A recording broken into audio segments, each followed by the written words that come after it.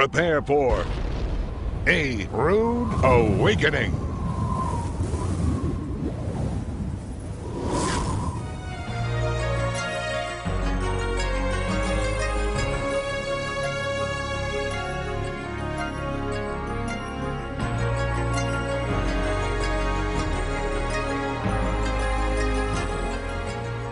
This is Michael Rood sailing the Red Sea, or in Hebrew, the Yam Suf, off the shore of Elat. This is the body of water that the Israelites crossed on dry land nearly 3,400 years ago.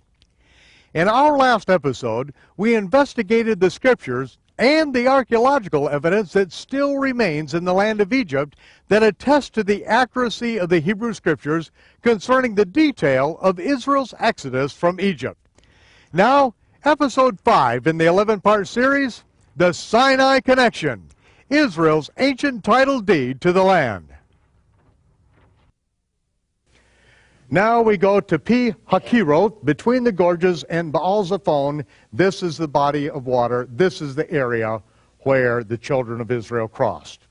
And found in this body of water, after Israel gave back the Sinai Peninsula, was this coral-encrusted six-boat chariot wheel.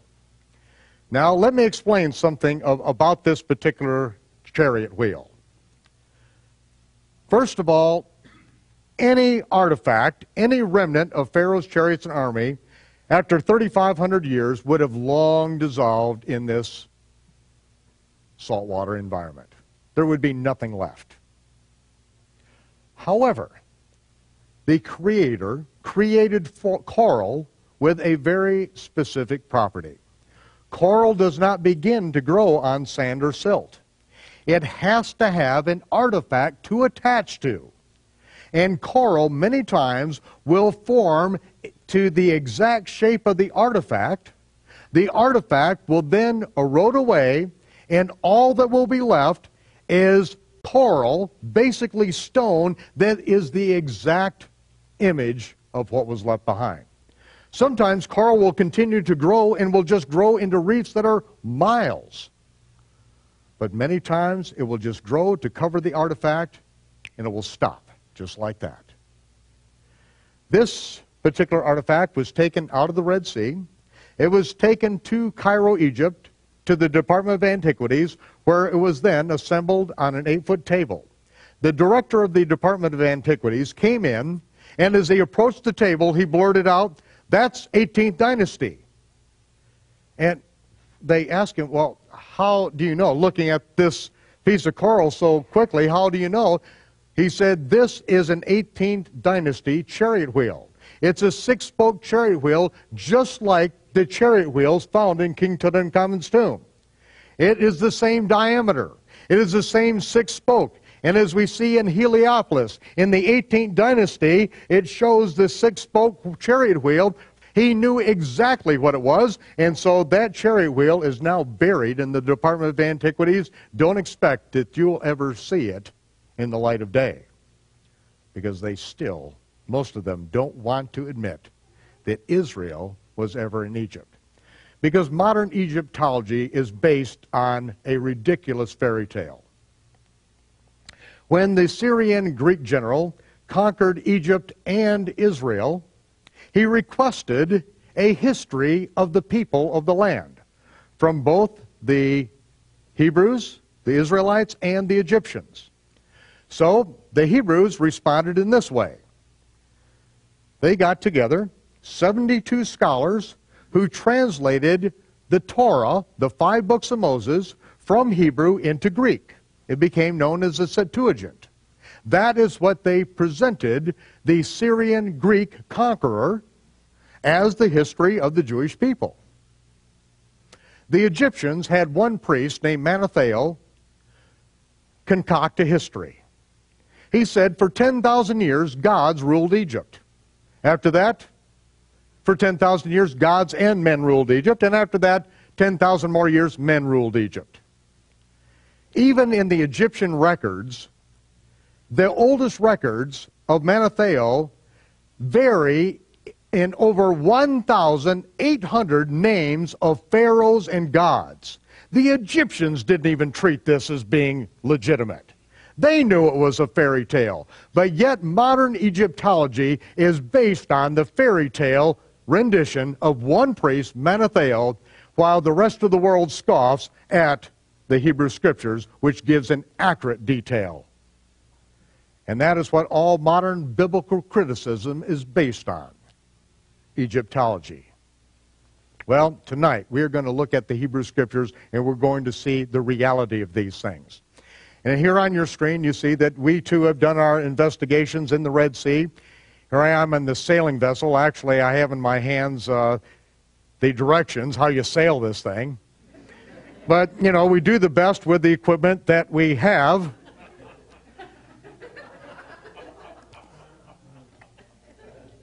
And I have a trick up my sleeve, of course, because I know that Moses did something with his staff and parted the Red Sea, so I bring my staff along, but turns out that mine didn't work. Sometimes it's just better left to the professionals, and so that's why I want to introduce you to this gentleman. This gentleman's name is Leonard Moeller.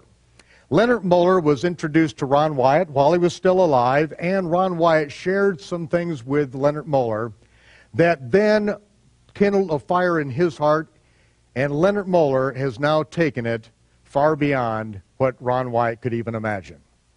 Because Leonard Moeller is a scientist with Karolinska Institute in Stockholm, Sweden. Karolinska Institute is the laboratory that awards the Nobel Prize in Science. This is not a backyard chemistry shop.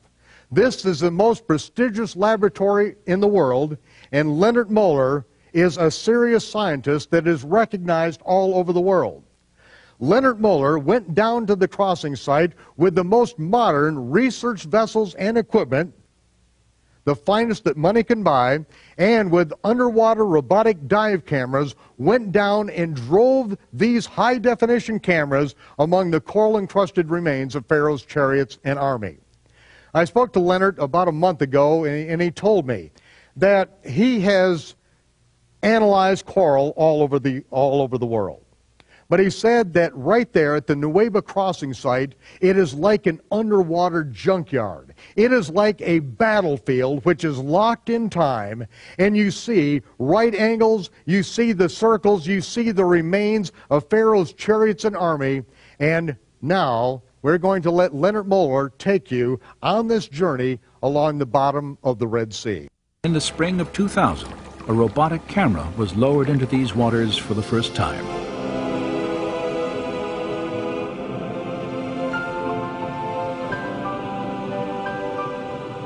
This has never been done. No one have been in the area at all with a remote control camera. The robotic camera's survey revealed many shapes and objects familiar to Moeller, including coral formations with right angles, arches, discs, and straight shafts fused into larger masses that had the appearance of twisted wreckage. Now, when we have been able to go back and forth with a remote control camera, we can repeatedly see that these strange structures we are looking for are there. Not at one place, but you see them again and again and again. Situations where you see something that looks like an axle, a hub, something that looks like a wheel, and you say to yourself, this is not a coral reef, this is a coral growth on an artifact. And that is what's different to me when I compare corals at other locations around the world.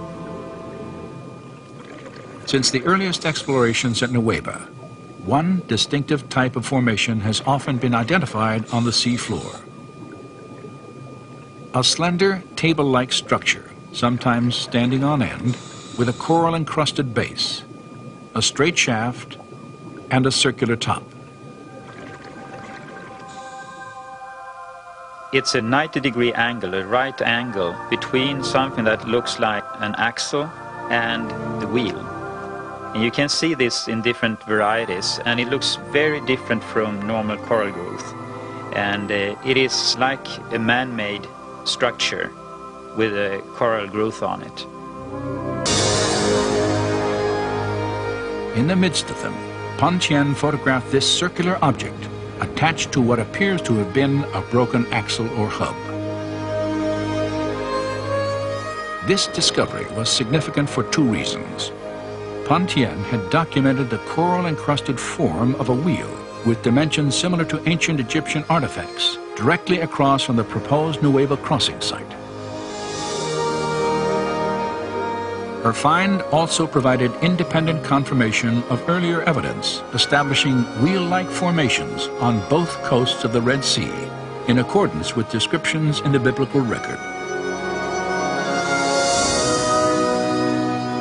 And the Lord looked down on the Egyptian army, and he made the wheels of their chariots come off.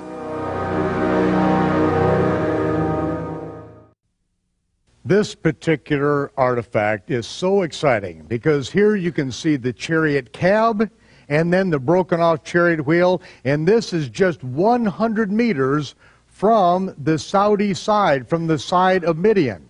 That means as the straggling women and children were just making their way up on the other side, this charioteer was bearing down with a sword swinging over his head, ready to lop off their heads, and right at the last second, before he took the first swipe, wham! The wheel of his chariot came out, it dumped him out, and the Red Sea closed up over on top of him. The Almighty is the master of drama. When there appears to be no hope, at the last second, then he comes through with a miracle. And is that not the way it has always been in our lives? And if we just hold on, he will always arrive right in the nick of the time. It appears that there is no hope, and that's just the way he sets the stage. It's like he wants Satan to think that he's got the victory, and at the last moment he pulls it right out of his mouth. It talks about it by the prophet. It says it's like a man that is crossing the desert, and he's dreaming that he is drinking of ice cold water, but then he wakes up and realizes that his mouth is full of sand. That's exactly what our Creator does every time we stand and he is allowed to work and perform his miracles and his work in our lives.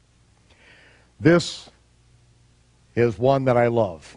Here you can see this is the chariot wheel, the axle, and another chariot wheel. This is the diameter. The wheels are the diameter of the chariots in King Tutankhamun's tomb. The width between the wheels is the same width as the chariot in Tutankhamun's tomb. All chariots have the same width of wheels. Why? Because it is the width of the rear end of two horses. In every culture, the chariot wheels are the same width of the rear end of two horses. And it's exactly that width in this chariot that was found in Tutankhamun's tomb. This particular artifact was found again after Israel gave back the Sinai Peninsula. This is a gold four-spoke chariot wheel. This particular photograph was given to me by Mr. Ron Wyatt. This particular gold four-spoke chariot wheel has only coral in the middle of it. Why? Coral has a very unique property. It does not grow on sand, silt, gold, or silver. But the coral attached itself to the metal hub and held down the gold veneer after the wheel had long disappeared.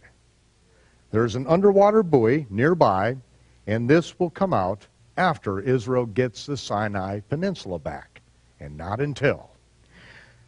There is only one chariot that you see in Egypt that is depicted with a four-spoke chariot wheel. The chariot of Pharaoh. You could not imagine that everyone in Egypt would not only have a four-spoke chariot wheel, but that they would have gold wheels on their Mercedes. No, it's just the Pharaoh, and to have the photograph of the wheel of Pharaoh's chariot on the bottom of the Red Sea, the Almighty has indeed sanctified himself by Pharaoh. And now we are going to go over to the real Mount Sinai in the land of Midian. As it says in Galatians 4:25, Mount Sinai is in Arabia. Now, Shaul ought to know, because in Galatians, in the first chapter, he said that he spent about 3 years in Arabia. I do not believe that he went down and hung out with the kids at Riyadh University. See, Shaul was raised at the feet of Gamliel. Gamliel, even today, is one of the most revered rabbis, teachers in all the history of Israel. To sit at the feet of Gamliel, we know this one thing. To sit at Gamliel's feet, that means that by the time you were 20 years old, you would have had to have memorized the entire Torah verbatim. Here I have the Torah. This particular Torah was smuggled out of Iraq just before the last Gulf War. Saddam Hussein decreed that all of the Torah scrolls, all of the books of Moses, should be destroyed. But one of his lieutenants did something different. He made a deal with some Jewish businessmen and began to smuggle these Torah scrolls out of Iraq for a rather large sum of money. And when they were smuggled out, the skeins were broken off. And when this got to us, the skeins were broken off and there was just wood posts that were left here. It was broken off, then it was then stuffed inside of a truck tire and smuggled out of Iraq. When we got it into Israel, then we took it down to Mei Sharim, down to the ultra-Orthodox community, where a friend of mine down there, a Sephardic Jew, makes the skeins. These skeins happen to be old ones. They're about 100 years old. Not that old, but this particular Torah scroll is about 300 years old, older than America. And I brought it so that you could see this and witness it for yourself, because this is how the Word of God was transmitted for over 3,000 years. And even still, to this very day, the Torah is still written on the hides of sheep. In order for one to have a Torah scroll, a synagogue or an individual, means you had to be quite wealthy. You had to be able to afford to slaughter an entire flock of sheep. This particular Torah scroll has the hides of 55 sheep. Rather expensive in today's market. Then these hides would be tanned, and then a scribe who was trained from youth to make an exact copy of an older Torah in front of him, line by line, word by word, stroke by stroke. He would take an entire barrel of ink and spend over a year making an exact copy.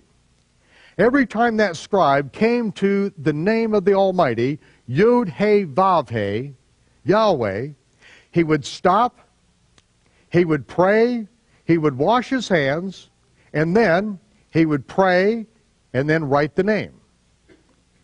He would pray again and then continue on with his work. If the name Yod He Vav He appeared 4 words later, he would stop, he would pray, wash his hands, pray, write the name, pray again, and then continue his work. That is the respect and the integrity with which this scripture has been maintained. Shaul memorized every single one of these words verbatim by the time he was 20 years old. But he said he was more zealous for the Torah than any of his peers. He may have had this memorized by the time he was 16 years old. We don't know. Maybe even younger. Now, how many of you here in the audience are at least twice as old as Shaul when he had this all memorized? How many of you are at least 40 years of age? Raise your hand. Keep them up. Now, those of you who are twice as old as Shaul, how many of you have now memorized the entire Torah? I find that I have to lower my hand too, because I was not raised at the feet of Gamliel. I was raised at the feet of the Lone Ranger, Rin Tin Tin, and Roy Rogers. I know who's faster than a speeding bullet, able to leap tall buildings at a single bound, who, disguised as Clark Kent, mild-mannered reporter for a great metropolitan newspaper, fights a never-ending battle for truth, justice, and the American way. My mind is filled with absolute useless and insignificant facts and figures. But you know, we have found in our research that among the first century followers of Yeshua of Nazareth, not one of them wasted even as much as 1 hour a week in front of the television. Those of you who may be a little more historically challenged, there was not television in the first century. But this is to illustrate the integrity with which Shaul lived his life, and he spent 3 years in Arabia. Shaul said, Mount Sinai is in Arabia. Paul, you call him here in the West by his, Greek nickname, but Shaul, that's what the Lord called him. And so, I use his Hebrew name, and I suppose he would appreciate it if he were around. But anyway, he said Mount Sinai is in Arabia. That is different from what Constantine's mother said. She said Mount Sinai is in Egypt.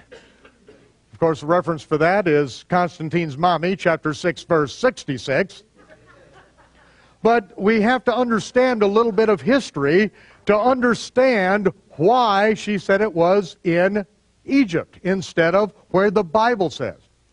Because after the Battle of Milvian Bridge, Constantine, according to the Roman record, was on his knees at sunrise. He was on his knees praying to the Roman sun god, Sol Invictus Mithra, the invincible sun Mithra. And he said that he saw the sign of the cross. Now, that really is no big revelation, because anyone who looks at the sun has to squint, and when you squint your eyes, you will always see the cross, because that's the way light diffracts. But yet, as he was praying to the sun god, Sol Invictus Mithra, he said that he saw the sign of the cross and heard a voice, in this sign, conquer. In this sign, conquer. Now, let's go back a little bit and find out why Constantine was praying to the Roman sun god. When at the Tower of Babel, the languages were confused, then just to the north, in Iran or ancient Persia, the Persians worshipped the Persian version of Tammuz, which his name was Mithra. But the sign of Mithra was the Babylonian Tau, or cross. Now, when the Romans conquered the Persians, the Roman soldiers took on the worship of Sol Invictus Mithra and put on their battle standards the sign of the cross. When Constantine came up with this, in this sign conquer, and put the cross on the battle standards, the church fathers said, what is all this about this adoration of the cross? We remember that the cross is the sign of Mithra, the Roman sun god, and that the sign of the cross was on the Roman battle standards before the birth of Yeshua. The early church fathers knew that this is a sign of Sol Invictus Mithra. That's why the Romans sacrificed the Jews and everyone else that they pleased on the cross, because it was a sacrifice to their God. You look up in the Encyclopedia Britannica Junior, and it will tell you the birth date of Mithra, the Roman sun god, December 25th. No secret, Tammuz, the Babylonian sun god, was born on December 25th. Ra, the Egyptian sun god, born on December 25th. When Antiochus Epiphanes, a Syrian Greek general, came into Jerusalem, took over the Temple Mount, roasted a sow on the brazen altar of sacrifice, and set up a statue of Zeus on the Temple Mount, declaring Zeus to be God. He did it on Zeus's birthday, December 25th. There was one day, I will guarantee you, that Yeshua of Nazareth was not born December 25th. But who was? Little baby Tammuz and Mithra. Join us again next time for episode 6 of the 11-part series, The Sinai Connection, Israel's ancient title deed to the land. This is Michael Rood sailing the Yam Suf, bidding you shalom, peace, and I'll see you when the smoke clears.